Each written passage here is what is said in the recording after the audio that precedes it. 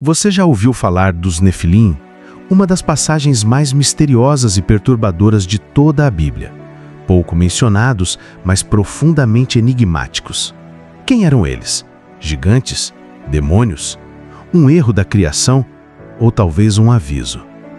Antes de começar o vídeo de hoje, que está imperdível, já deixa o seu like aqui embaixo para ajudar o canal a crescer.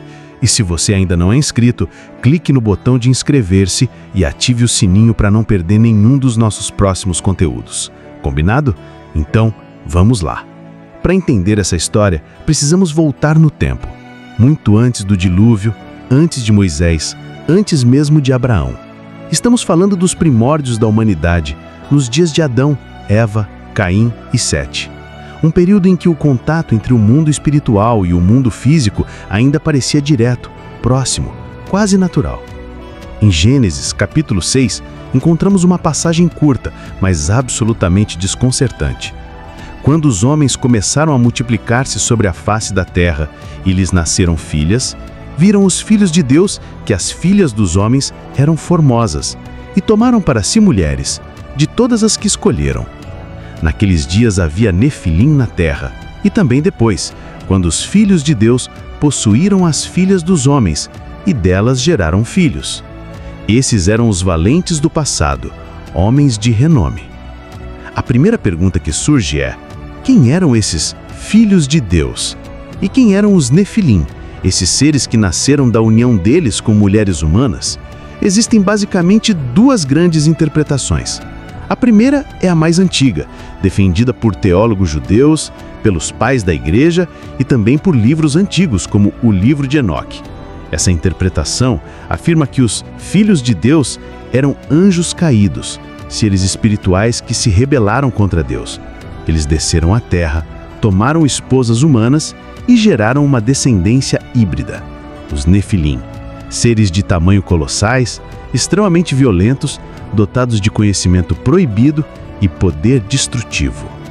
A segunda interpretação é mais simbólica e diz que os filhos de Deus eram descendentes de Sete, o filho justo de Adão, e que ao se casarem com mulheres da linhagem de Caim, misturaram a justiça com a corrupção, o que levou ao surgimento de homens impiedosos, guerreiros, tiranos, que passaram a dominar o mundo com força bruta e opressão. As diferentes interpretações sobre os Nefilim e os filhos de Deus geram um debate fascinante, mas a análise do texto original, escrito em hebraico, revela nuances que podem inclinar a balança para certas teorias. A palavra Nefilim vem do verbo hebraico nafal, que significa cair. Isso pode ser interpretado de duas maneiras principais, que refletem as teorias discutidas anteriormente. Anjos caídos. A etimologia da palavra pode se referir diretamente à origem desses seres. Se os filhos de Deus eram anjos que caíram do céu, a prole deles, os Nefilim, seriam os caídos por natureza, ou seja, descendentes de anjos caídos. Essa interpretação fortalece a ideia de que esses seres não eram humanos comuns, mas tinham uma origem sobrenatural. Comportamento destrutivo. A palavra nafal também pode ter um sentido figurado, descrevendo a queda moral ou a destruição causada pelos Nefilim.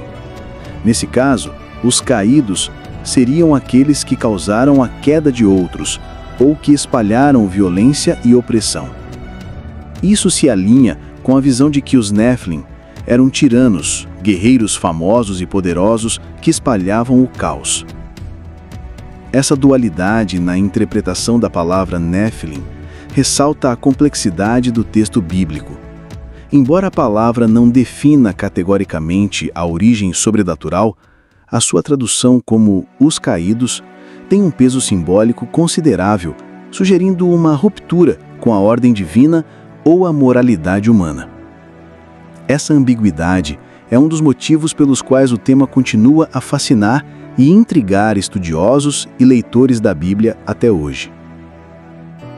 E no livro de Enoque, um dos textos apócrifos mais influentes da tradição judaica antiga, a história é contada com muitos detalhes. Ali é dito que cerca de 200 anjos, liderados por um ser chamado Semjaza, desceram ao Monte Hermon. Eles fizeram um pacto entre si, jurando que todos participariam daquele plano, tomar mulheres humanas como esposas. Esses anjos passaram a ser chamados de vigilantes ou observadores.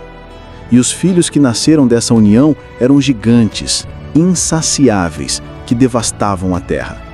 Não apenas fisicamente, mas espiritualmente.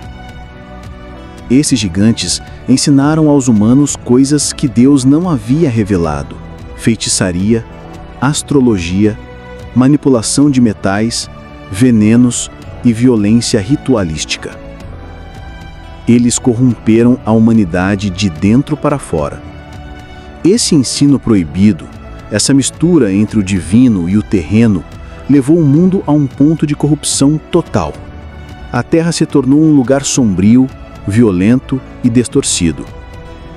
Foi nesse cenário que Deus declarou: "O meu espírito não contenderá para sempre com o homem, pois ele é carne." Com a disseminação do mal, a violência e a corrupção na Terra, a união dos filhos de Deus com as filhas dos homens é vista como um ponto de virada, um clímax da depravação humana. A Bíblia descreve a Terra como cheia de violência e o coração do homem como continuamente mau. Foi diante desse cenário de corrupção total que Deus tomou a drástica decisão de purificar a terra com o dilúvio. Essa não foi uma decisão impulsiva, mas sim o último recurso para restaurar a ordem e a justiça. O dilúvio, portanto, é um ato de julgamento e purificação. Mas os Nefilim realmente desapareceram? A resposta pode surpreender. Em Números 13, quando os espias de Israel foram examinar a terra prometida, eles disseram algo curioso ao retornar. Ali vimos os Nefilins, os descendentes de Anak, e diante deles parecíamos gafanhotos. Ou seja, mesmo após o dilúvio, a presença dos Nefilim ainda é citada. Como isso seria possível? Alguns estudiosos acreditam que os genes dos Nefilim poderiam ter sido preservados através das esposas dos filhos de Noé. Outros sugerem que novos anjos caídos repetiram o mesmo erro. Há também a hipótese de que Nefilim se tornou um termo usado para designar qualquer gigante ou tirano violento. Seja como for, o impacto dessas criaturas foi tão grande que atravessou épocas e gerações. Mesmo hoje, o termo Nefilim é usado em filmes, livros, séries e jogos. Mas há algo ainda mais profundo por trás dessa narrativa. Jesus, ao falar sobre o fim dos tempos, disse: "Assim como foi nos dias de Noé, assim também será a vinda do Filho do Homem." Nos dias de Noé, havia corrupção moral, mistura espiritual, violência desenfreada e os Nefilim. Hoje, vivemos em uma era de avanços genéticos, inteligência artificial, manipulação da vida, cruzamento de fronteiras entre o natural e o sintético. Estamos brincando de ser Deus. Será que os Nefilim eram apenas uma anomalia do passado ou serão um presságio do futuro? A história dos Nefilim também é uma advertência. Ela nos mostra o que acontece quando se tenta romper os limites estabelecidos por Deus. Quando seres, sejam eles espirituais ou humanos, buscam ultrapassar a ordem divina, as consequências são devastadoras. Mas mesmo em meio àquele caos, havia Noé, um homem que andava com Deus, que escolheu ser justo mesmo quando o mundo inteiro estava corrompido. Essa é a verdadeira lição. Talvez você não veja gigantes andando pelas ruas hoje. Não há pés enormes sacudindo a terra, nem sombras colossais projetadas sobre os telhados, nem vozes trovejantes ecoando pelos vales, nem lanças do tamanho de postes